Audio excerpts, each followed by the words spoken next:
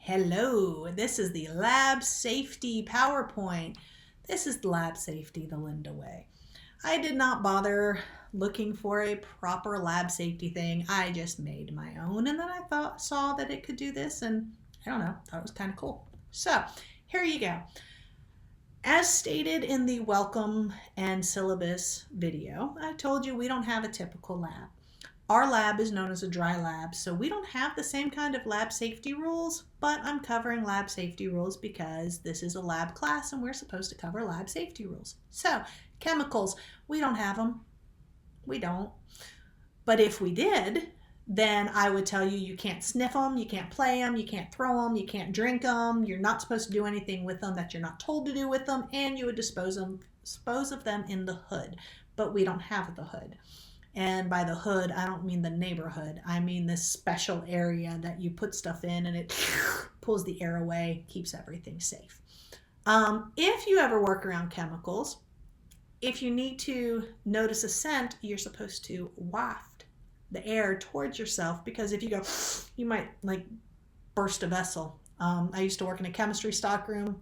I actually forgot because you get used to where you work, and I went, and I swear I thought my brain exploded. It knocked me to the ground. It was pretty bad. So don't do that. Biological waste.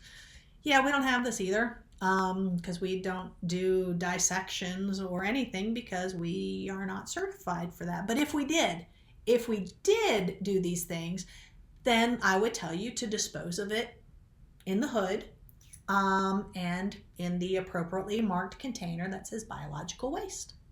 So there you go. Broken glass. Well, if we had glassware to use, it would be possible it might get broken. And if that happened, we would have a big container marked broken glass. And only broken glass would go in the broken glass container. You would not put garbage in the broken glass container, and you would not put broken glass in the garbage. So there you go. Horseplay. You're not horses, so don't do it. There you go.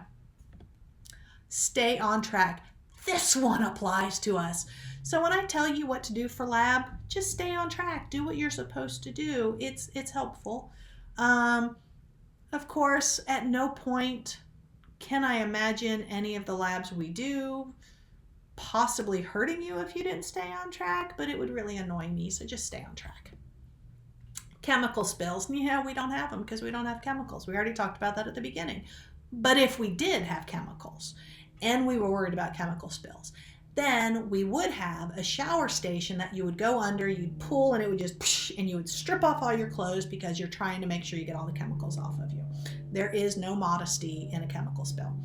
If you got something in your eyes, we would have an eye wash station that you would lean over and it would blow this stuff straight up into your eyes and make your eyes feel like charcoal briquettes because it's normally really cold water. I've had to use it before. It's crazy. We do, however, have a little portable eye wash station, and it's in the corner of the room, and when we have class, I'll show you if you want to know, but we don't use chemicals, so you should never have to use it anyway. Yeah, that's it. So that's our lab safety. Hope you enjoyed it. Make sure to take your lab safety quiz.